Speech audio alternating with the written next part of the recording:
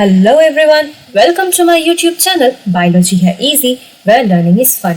And today we are going to discuss about chapter 1 that is going to school of class 4 EVS textbook. So let's begin our lesson. But before that, पहले मैं आपसे ये जानना चाहती हूँ कि जब आप घर से स्कूल जाते हैं तो कोई बस से जाता है, कोई रिक्शा से जाता है, कोई बाइक से जाता है, कोई साइकिल चलाकर जाता है, कोई वैन से जाता है, कोई ओमनी में जाता है जैसे कि पुल कार। तो आप लोग इसी तरह से इन सभी वाहनों की मदद से आप स्कूल पहुँचते हैं। पर इनके अलावा भी और बहुत से संसाधन हैं या उपाय है जिसकी मदद से आपकी ही तरह छोटे छोटे नन्हे मुन्ने बच्चे अपने स्कूल तक पहुंचते हैं, बहुत ही दूर दूर तक से। तो आज हम इस चैप्टर में इसी बारे में पढ़ने वाले हैं कि जो दूर दराज के इलाकों से बच्चे स्कूल में आते हैं पढ़ने के लिए, तो वो किस तरह से अपने स्कूल पहुंचते हैं। तो चलिए स्टार्ट करते हैं आज का chapter. Let us meet some children and see how they reach school. तो यहाँ पर कहा गया है कि चलिए हम कुछ बच्चों से मिलते हैं और जानते हैं कि वो किस तरह से अपने स्कूल पहुँचते हैं। तो पहला जो हमें यहाँ पर दिया गया है वो हम देख पा रहे हैं कि ये एक बैम्बू ब्रिज है जो कि हमें आसाम में देखने को मिलता है। तो चलिए थोड़ा सा पढ़ते हैं बैम्बू ब्रिज के बारे में कि ये क्या चीज़ है। It rains so much where we live. जहाँ हम रहते हैं वहाँ पर बहुत ही बारिश होती है। समटाइम्स आफ्टर द रेन, कभी कभार बारिश के बाद, there is knee high water everywhere. जो पानी है वो जम जाता है, जो कि घुटनों तक का जो लेवल है पानी का, उतना पानी बढ़ जाता है। But that does not stop us from getting to school. पर ऐसा होने के बावजूद भी हमें स्कूल जाने से कोई नहीं रोक पाता। We hold our books in one hand. हम एक हाथ में अपने बुक्स को पकड़ते हैं, and bamboo with the other, और जो बांस है उसको दूसरे हाथ से पकड़ते हैं। We quickly cross the bamboo and rope bridge to reach school. इसी तरह से हम बहुत जल्दी जो बैम्बू और जो रोप यानी कि बांस और रस्सी से बना जो ब्रिज है उसकी मदद से हम अपने स्कूल पहुंच जाते हैं। अब यहाँ पर आपको एक एक्टिविटी या आपको एक चीज ट्राई करने के लिए कहा गया है, तो हम इसे भी पढ़ लेते हैं। Collect some bricks. कुछ ईंट को आप कलेक्ट करें। Lay them on the ground in a line as shown in the picture. जैसे कि आप इस पिक्चर में देख पा रहे हैं कि ईंटों को एक लाइन में सजाया गया है, वैसे ही आप जमीन पर ईंटों को एक लाइन में सजाएं। Try walking on them. इनके ऊपर से चलने की कोशिश करें। Was it easy? क्या ये आसान था? तो अगर आप ये ट्राई करेंगे, जैसे कि हमारे गांव में मेरे दादा दादी जहाँ पर रहते हैं वहाँ पर बारिश होने से क्या होता है कि पानी भर जाता है, तो मेरे जो अंकल है वो इसी तरह का ईंट सजा देते हैं ताकि हम एक जगह से दूसरे जगह जा सके। तो अगर आप ये पहले ट्राई कर रहे हैं तो आपका बैलेंस ठीक से बनेगा नहीं, पर अगर आप रोज लगातार जाने लगेंगे तो तब आपका बैलेंस ठीक हो जाएगा। इसलिए यहाँ पर आपसे पूछा गया है कि क्या ये इजी था। तो अगर ये आपका पहला अटेम्प्ट है, आप पहली बार जा रहे हैं, तो आपको थोड़ी दिक्कत होगी। Make a small bridge by tying 4 or 5 bamboo poles together. यहाँ पर आपको कहा गया है कि जो बांस के पोल है, ऐसे 4 या 5 बैम्बूस को लेकर आप एक छोटा सा ब्रिज बनाएं। Ask your teacher to help you. और अपने टीचर से कहें कि वो आपकी हेल्प करे। Now walk on your bridge. अब इस ब्रिज पर चलने की कोशिश करें। How do you feel? आपको कैसा फील हो रहा है? Did you fall down? क्या आप गिर गए? If you walk like this a few times, you will start finding it easy. जैसे कि मैंने आपसे पहले ही कहा कि क्योंकि हमें रोड पर चलने की आदत है, हमने कभी ऐसी चीज ट्राई नहीं की है, तो हम जब पहली बार ट्राई करेंगे तो हमारा पाँव फिसल सकता है, हमें चलने में दिक्कत हो सकती है। पर अगर हम कंटिन्यूअस इस पर चलते रहे या हमें आदत पड़ जाए तो हमारे लिए ये बहुत ही ईजी हो जाएगा। Do you think it would be easier to walk on this bridge barefoot or with shoes or slippers? तो यहाँ पर आपसे पूछा गया है कि क्या आपको लगता है कि ऐसे ब्रिज में नंगे पैर चलना ज्यादा आसान होगा कि अगर आप जूते पहनकर चले तो वो आसान होगा? And why? तो जो भी आपका आंसर होगा आप बताइएगा कि उसका रीजन क्या है। तो जैसे कि आप जानते हैं कि नंगे पैर पर चलने से एक तो हो सकता है आपके पैरों में छाले पड़ जाए और आपका पाँव फिसल भी सकता है। इसलिए ऑलवेज जूते या स्लीपर्स पहनकर जाना ही सही रहेगा, क्योंकि जूते का जो सोल होता है वो रफ सरफेस होता है, तो इससे फ्रिक्शन की वजह से क्या होता है, हम गिरते नहीं हैं। तो it is always better to wear shoes और स्लीपर्स। अब हम जानेंगे ट्रॉली के बारे में। ये कहाँ पर इस्तेमाल होता है? ये लद्दाख में इस्तेमाल होता है। असम और लद्दाख हमारे इंडिया का ही पार्ट है, तो चलिए इसे भी पढ़ते हैं। Every day we have to cross the river to get to school. तो यहाँ पर जो बच्चे हैं वो कह रहे हैं कि रोज हमें एक नदी को पार करके अपने स्कूल तक पहुंचना होता है। The river is wide and deep. जो नदी है वो बहुत चौड़ा भी है और बहुत ही डीप है। There is a strong iron rope across the river. अब जो रिवर है उसके दो किनारे होते हैं, है ना? तो एक किनारे से लेकर दूसरे किनारे तक क्या है? एक लोहे की रस्सी है। On both the sides it is tied tightly with strong trees और रॉक्स। तो जो दोनों सिरे हैं वो किससे बंधे हैं? किसी मजबूत पेड़ से या पत्थर से बंधे हैं। There is a trolley. वहां पर एक ट्रॉली है। अब ये ट्रॉली क्या है आइए जानते हैं।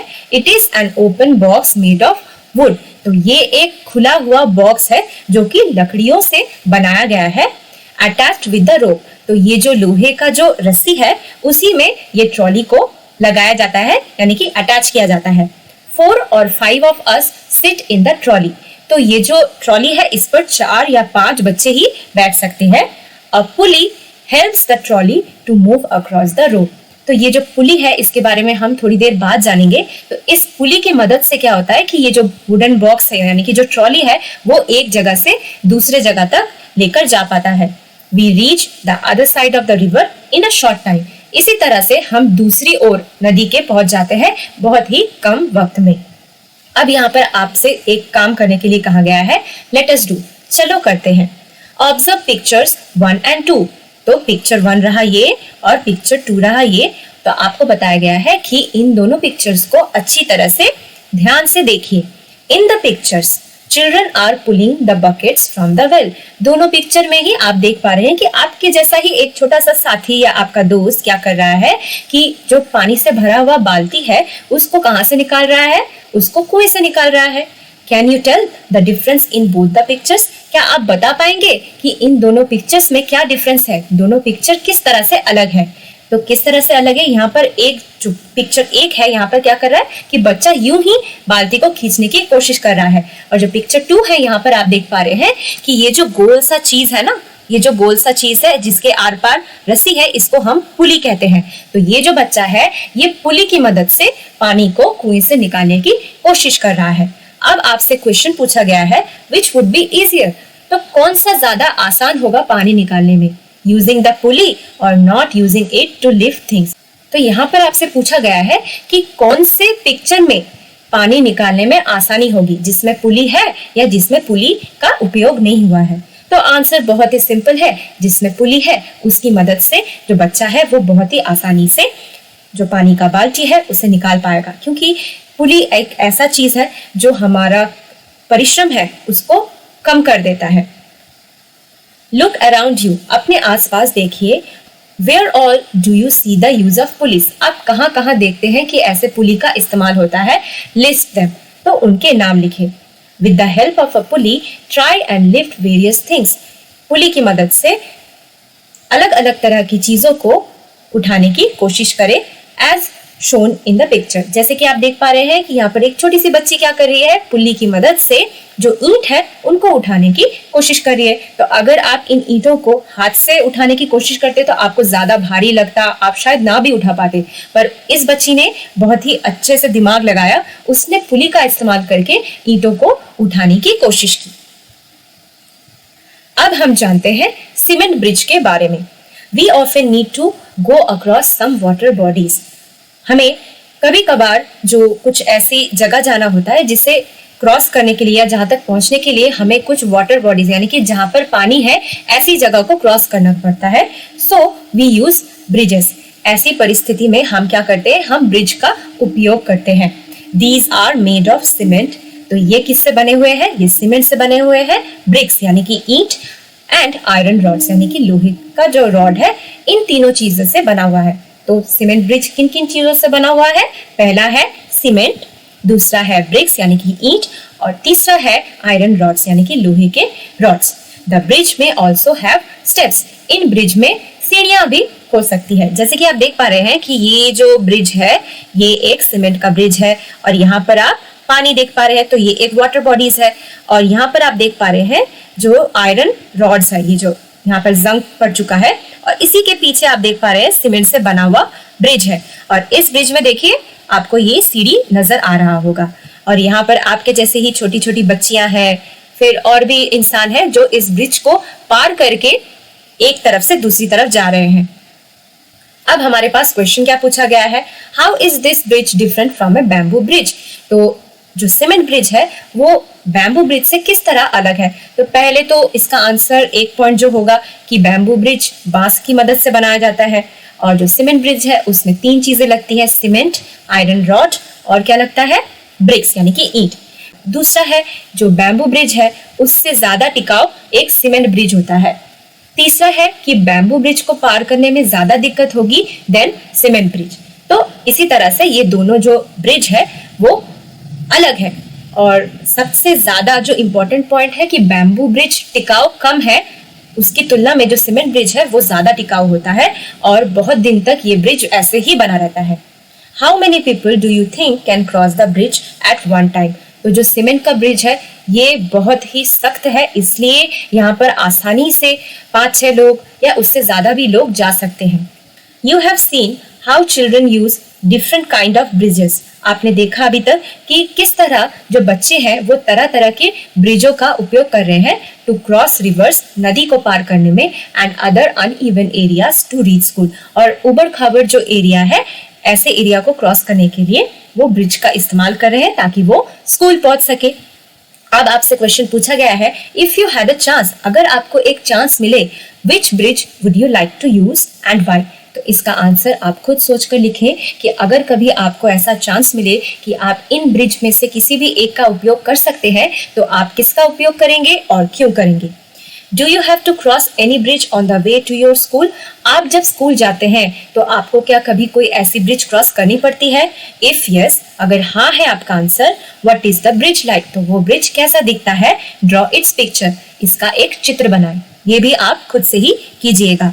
Find out from your grandparents, अपने दादा दादी से पता करें what kinds of bridges were there when they were young. उनके जमाने में जब वो यंग थे, यानी कि वो आपकी तरह छोटे छोटे थे, तो तब कैसे ब्रिजेस बनते थे या उन्होंने देखे हैं। Is there any bridge near your house. आपके घर के सामने क्या कोई ब्रिज है। Find out more about the bridge, तो आप उनके बारे में पता करें, जैसे कि ये ब्रिज कब बना है, किस चीज से बना है, फिर यहाँ से कितने लोग जा सकते हैं, क्या यहाँ से गाड़ी भी जा सकती है। तो आप इन सब चीजों का पता करके अपने कॉपी में नोट डाउन कर सकते हैं। वेयर इज द ब्रिज, अब ये ब्रिज कहाँ पर है। ओवर वाटर, पानी के ऊपर, ओवर अ रोड, रोड के ऊपर, बिटवीन टू माउंटेन्स, 2 माउंटेन्स के बीच, और समवेयर एल्स, और कहीं और। तो ये आपको लिखना पड़ेगा आपके एरिया के मुताबिक। Who all use the bridge, कौन कौन इस ब्रिज को यूज करता है। Is it used by people on foot, क्या ये जो इंसान चलकर जाते हैं उनके लिए यूज होता है, मतलब वो यूज करते हैं। And also by vehicles and animals, या जो गाड़ी है या जो एनिमल्स है वो भी यूज करते हैं, ये आपको लिखना है। Does the bridge seem to be old और इज इट न्यू, ये जो ब्रिज है आपके घर के पास क्या वो नया है या पुराना है। Find out what materials are used in making this bridge, जैसे कि मैंने आपसे कहा कि आप ये पता कर सकते हैं कि वो ब्रिज किस किस चीजों से बना है, तो आप उनका नाम यहाँ पर लिखें। Draw a picture of the bridge in your notebook, अपनी नोटबुक में एक ब्रिज का पिक्चर बनाएं। Do not forget to draw the train, और उसमें ट्रेन, गाड़ी, एनिमल्स, पीपल जो ब्रिज को क्रॉस कर रहे हैं ऐसे दिखाएं। Imagine what difficulties there would be if the bridge was not there, तो ये आप सोचकर देखें या कल्पना करें कि अगर वो ब्रिज नहीं होता तो इंसानों को क्या क्या दिक्कत आ सकती थी। जैसे कि अगर ब्रिज ना होता तो आप स्कूल नहीं जा पाते, तो बहुत बड़ी दिक्कत हो जाती। Let us find out some other ways by which children get to school. आइए जानते हैं कुछ और तरीके या और अलग वेज जिसकी मदद से जो बच्चे हैं वो स्कूल तक पहुंचते हैं। तो यहाँ पर हम पढ़ेंगे किसके बारे में, वलम के बारे में। ये दिखाई कहाँ देता है, केरला में। ये क्या है आइए जानते हैं। In some parts of Kerala, Kerala के कुछ पार्ट्स में, कुछ एरिया में वी यूज अ वलम, हम वलम का उपयोग करते हैं। और वलम क्या है? It is a small wooden boat, ये एक लकड़ी का बना हुआ नाव है। टू रीच स्कूल, तो वलम की मदद से केरला के कुछ पार्ट्स के लोग क्या करते हैं? स्कूल पहुंचते हैं। Have you seen any other kind of boats? क्या आपने किसी और तरह की नाव देखी है? तो यहाँ पर आप लिखिएगा। Can you think of other ways by which we can travel on water? क्या आप कोई और तरीका बता सकते हैं जिसकी मदद से हम पानी को ट्रैवल कर सके, यानी कि अगर कोई पानी वाटर बॉडीज है तो उसको हम क्रॉस कर सके। तो हमारे यहाँ पर तो जो गंगा नदी है, यहाँ पर लॉन्च चलता है, फिर बोट्स भी चलता है। अब हम जानेंगे अबाउट कैमल कार्ट। ये कहाँ दिखाई देता है? ये राजस्थान में दिखाई देता है। We live in the desert, तो यहाँ पर बच्चे बोल रहे हैं कि हम रेगिस्तान में रहते हैं। There is sand all around, यहाँ पर दूर दूर तक आपको बालू ही दिखेगी। It gets very hot in the day, तो जो सुबह है या दिन है तब बहुत ही गर्मी बढ़ जाती है। We ride in a camel cart to reach school, तो स्कूल में पहुंचने के लिए हम कैमल कार्ट की मदद लेते हैं। कैमल का मतलब क्या है? ऊंट, और ये ऊंट ही है जो बच्चों को मतलब कैमल कार्ट में लेके जाता है एक जगह से दूसरी जगह या अपने घर से स्कूल तक। अब यहाँ पर कुछ क्वेश्चंस देख लेते हैं। Have you ever sat in a camel cart और हॉर्स कैरेज, जिसको हम टंगा भी कहते हैं? तो अगर आप चढ़ चुके हैं ऐसी कार्ट में तो आप लिखिएगा। वेयर, आपने कहाँ ऐसे जो कैमल कार्ट का उपयोग किया है वो लिखिएगा। Did you climb on it itself, क्या आप इस पर अकेले ही मतलब खुद से ही चढ़ सके थे? और डिड समवन हेल्प यू, या आपको किसी की मदद की जरूरत पड़ी थी? क्योंकि ये थोड़े ऊंचे होते हैं और आप तो नन्हे मुन्ने बच्चे हैं, तो शायद आपको किसी और की मदद लग भी सकती है। अगर आप खुद से चढ़ गए थे तो आप लिखेंगे कि मैं खुद से चढ़ा था, और अगर आपको किसी की हेल्प लगी थी तो आप वो भी लिखेंगे कि मुझे किसी और की मदद लगी थी। अब नेक्स्ट क्वेश्चन क्या है? How did you feel riding in the cart, ऐसे कार्ट में चढ़कर आपको कैसा लगा? Also share your experience in the class, तो आप इस एक्सपीरियंस को अपने क्लास में फ्रेंड को भी सुना सकते हैं। अब जो आता है वो है बुलक कार्ट। ये कहाँ पर यूज होता है? ये विलेजेस में यूज होता है जहाँ पर समतल जमीन होती है। We ride in our bullock cart, तो हम अपने बुलक कार्ट में चढ़कर going slowly through the green fields, तो जो हरी हरी जो फील्ड्स है, खेत खलियान है, उसके बीच से जो रास्ता जाता है, ऐसी जगह को क्रॉस कर कर स्लोली स्लोली हम जाते हैं। कहाँ जाते हैं? अपने स्कूल पर पहुंचते हैं। If it is too sunny और रेनी, अगर बहुत धूप हो या बारिश हो रही हो, वी यूज आवर अम्ब्रेलास, तो हम अपने छाते का इस्तेमाल करते हैं। अब यहाँ पर आपसे बुलक कार्ट से रिलेटेड कुछ क्वेश्चन पूछा गया है। Do you have bullock carts where you live, तो आप जहाँ पर रहते हैं आपको क्या ऐसे बुलक कार्ट्स दिखाई देते हैं? Does it have a roof, क्या इसकी कोई छत होती है? क्योंकि छत का होना बहुत जरूरी है ताकि आपको धूप से बचा सके, तो अगर होती है तो यस लिखिएगा, अगर नहीं होती है तो नो लिखिएगा। What kind of wheels do they have, किस तरह का चक्का होता है ऐसे बुलक कार्ट में? Make a drawing of the cart in your notebook, अपनी नोटबुक में बुलक कार्ट का एक चित्र बनाएं। अब जो आ रहा है वो है बाईसाइकिल राइड। तो मैक्सिमम स्कूल स्टूडेंट्स क्या करते हैं? साइकिल का यूज करके ही अपने स्कूल तक पहुंचते हैं घर से।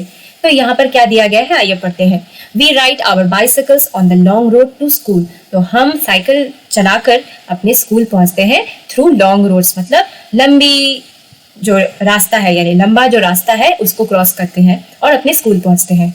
Eight first girls here did not go to school, शुरुआत में जो लड़कियां थी वो स्कूल नहीं जाती थी। क्यों नहीं जाती थी?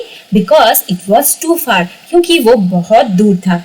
बट नाउ, पर अभी groups of 7-8 girls easily ride even through the difficult roads, तो बच्चियां क्या करती हैं? 7-8 लड़कियों का ग्रुप बनाती है और सभी एक साथ अपने घर से निकलते हैं और जितने भी डिफिकल्ट रोड हो, जितना भी कठिन रास्ता हो, वो आराम से साइकिल चलाकर अपने स्कूल तक पहुंच जाते हैं। तो इससे हमें ये पता चल रहा है कि साइकिल आने से या साइकिल की मदद से जो लड़कियां पहले स्कूल नहीं जाती थी वो अभी स्कूल भी जा पा रही है, तो उनको भी शिक्षा मिल पा रही है जो कि हमें स्कूल से मिलती है।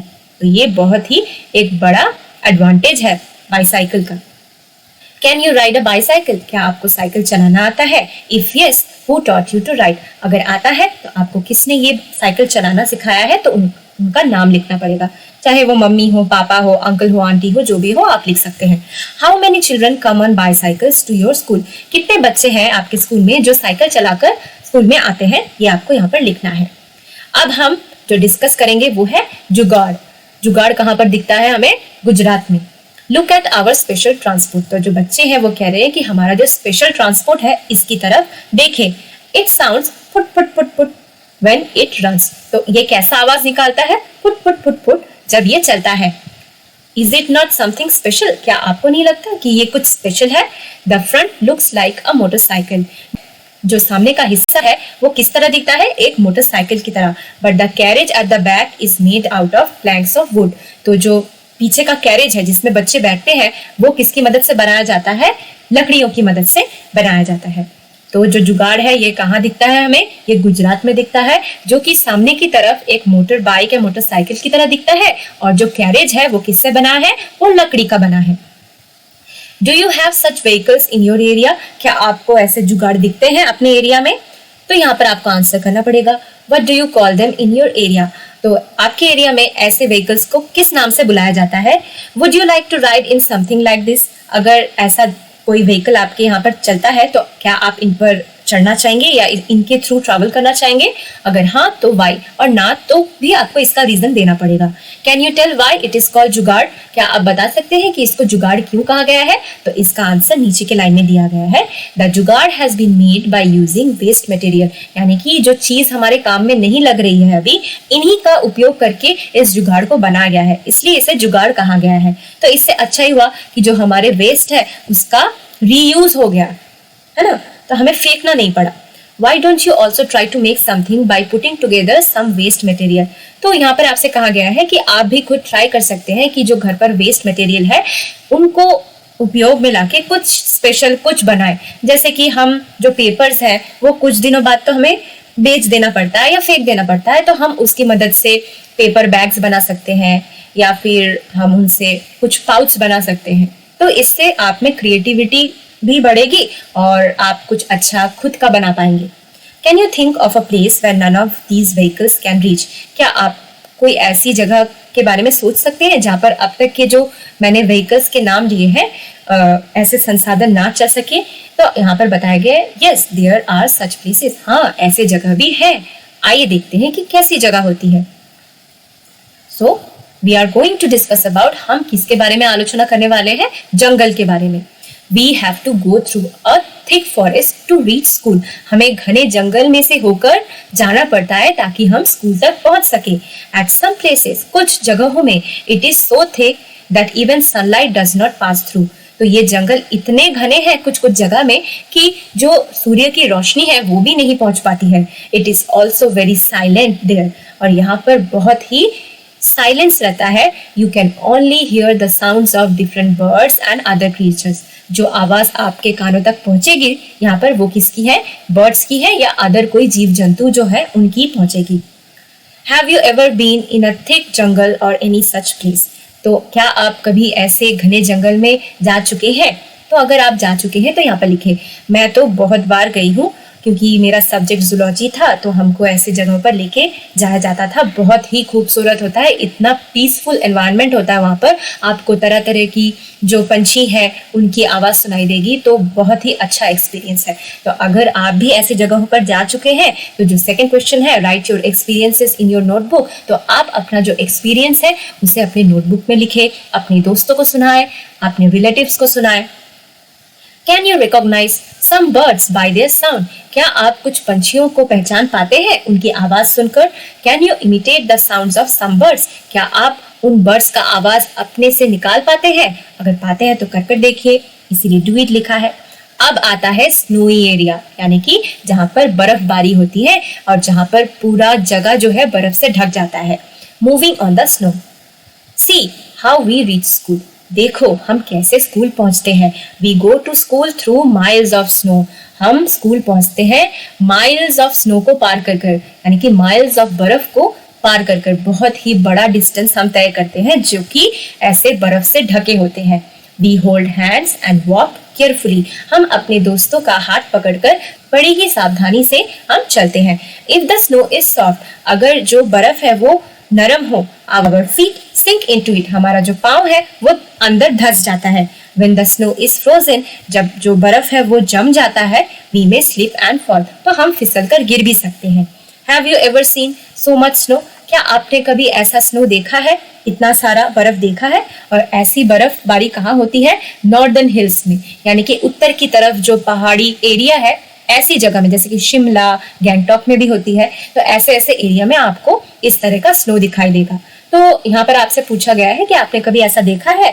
देखा है तो आपने कहाँ देखा है? क्या आपने फिल्म्स में देखा है या कहीं और देखा है? मैं जब छोटी थी तो मेरे पापा की पोस्टिंग कहाँ थी? जम्मू में थी। तो वहां पर पत्नी टॉप बोल के एक एरिया है, वहां पर मैंने ऐसी बर्फबारी देखी है। फिर मैं गैंगटॉक में भी रह चुकी हूँ, वहां पर भी बर्फबारी हुई है। तो बहुत ही अच्छा लगता है जब ऐसा व्यू आपके सामने हो। अब हम जो डिस्कस करेंगे, यहाँ पर क्या दिया हुआ है देखते हैं। Do you think that such places have snow all the time? क्या आपको लगता है कि ऐसे एरिया में, यानी कि जो ठंडी जगह है, वहां पर हमेशा ऐसे बर्फ होते हैं? वाई? तो आपका जो भी आंसर होगा, आपको उसका एक रीजन देना पड़ेगा कि आपको ऐसा क्यों लगता है। अब आते हैं रॉकी पाथ्स। ये क्या है? ये पथरीले रास्ते हैं। ऐसा रास्ता हमें कहाँ दिखता है? उत्तराखंड में। We live in the mountains. हम पर्वतों पर रहते हैं। The paths are rocky and uneven. तो जो रास्ते हैं वो पथरीले हैं और ऊबड़ खाबड़ टाइप के हैं। The children who live in the plains will find it difficult to walk on these. तो जो बच्चा समतल जमीन पर रह चुका है बहुत ही दिनों से, वो अगर कभी ऐसे जगह पहुंच जाए जहां पर पथरीला और ऊबड़ खाबड़ जमीन है, तो उसको वहां चलने में बहुत ही दिक्कत होगी। But we can easily race up and down. पर ऐसे जो एरिया में, जहां पर ऐसे पथरीले एरिया है या ऊंच नीच जमीन है, जो वहां पर रहते हैं, उनके लिए तो ये चुटकी का काम है। वो आराम से बहुत ही इजीली ऊपर नीचे दौड़ पाते हैं। No matter whether there is dense forest, farms, mountains और snow on the way, we manage to reach school. तो जो बच्चे हैं वो क्या कह रहे हैं कि कुछ भी हो जाए, चाहे हमारे सामने घने जंगल आ जाए, हमारे सामने पर्वत आ जाए, हमारे सामने बर्फ आ जाए, हम किसी न किसी तरह से स्कूल पहुंच ही जाते हैं। हमें स्कूल पहुंचने से कोई रोक नहीं सकता। तो इससे हमें क्या पता चलता है कि हमारे लिए तो बस है, मोटरसाइकिल है, साइकिल है, फिर और तरह की गाड़ी है जिसकी मदद से हम स्कूल पहुंचते हैं। पर जो बच्चे ऐसे एरिया में रहते हैं जहां पर उनको ये सब सुविधा नहीं मिलती है, वो भी रुकते नहीं है, वो पढ़ना नहीं छोड़ देते, वो स्कूल नहीं छोड़ देते। उनको स्कूल बहुत पसंद है, उनको पढ़ाई लिखाई बहुत पसंद है। तो जो भी आ जाए हमारे सामने, हम उनको पार कर कर वो बच्चे अपने स्कूल तक पहुंच ही जाते हैं। Do you face difficulties on the way to your school? क्या आपको ऐसी दिक्कत होती है स्कूल पहुंचने में? तो आप यहाँ पर अपना आंसर लिखें। Which is the best month in which you like to go to school? महीने में कौन सा महीना आपको बेस्ट लगता है जब आपको स्कूल जाने में बहुत ही अच्छा लगता है? तो ये आपको लिखना है। And why? क्यों अच्छा लगता है? अब यहाँ पर आपको एक एक्टिविटी दी गई है, सी मी वॉक। यहाँ पर आपको क्या करना है? आपको एक्टिंग कर कर दिखानी है 3 तरह की। पहली वाली एक्टिंग कैसी होगी? आपको सोचना पड़ेगा, आपको ऐसा इमेजिन करना पड़ेगा कि आप रोज पेटल्स, यानी कि जो गुलाब के फूल के पत्ते हैं, उसके ऊपर से चल रहे हैं, जो कि बहुत सॉफ्ट एंड स्मूथ होते हैं। तो अगर आपके रास्ते में रोज पेटल्स बिछा दिए जाए तो आप तब कैसे चलेंगे? दूसरा है the ground is covered with thorns and there is tall grass on the sides. तो अब की जमीन कैसी है? वहां पर कांटे ही कांटे हैं और आसपास आपको लंबे लंबे घास दिखाई देंगे। तो वहां पर आप कैसे चलेंगे? और जो तीसरा है the ground is covered with snow. तो अगर कोई बर्फीला एरिया है तो आप वहां पर कैसे चलेंगे? तो ये तीनों आपको एक्टिंग करके दिखाना है। तो आप क्लास में अपने दोस्तों को ये एक्टिंग करके दिखा सकते हैं और देखिएगा कि आप और आपके दोस्त की जो एक्टिंग है वो मिलती है कि नहीं तीनों केसेस में। अब आपसे एक क्वेश्चन पूछा गया है, was there a difference in the way you walked each time? तो ये जो तीनों सिचुएशन दिए गए हैं, इनमें आपके चलने का जो स्टाइल है, क्या वो चेंज हुआ या उसमें कोई अंतर है? अगर है तो उसको अपने दोस्तों के साथ या अपने टीचर्स के साथ डिस्कस करें। तो इसी के साथ हमारा आज का लेसन यहीं पर कंप्लीट होता है। अगर आपको कोई डाउट हो तो आप मुझे कमेंट कर कर पूछ सकते हैं। Till then keep learning in a fun and easy way with biology है इजी।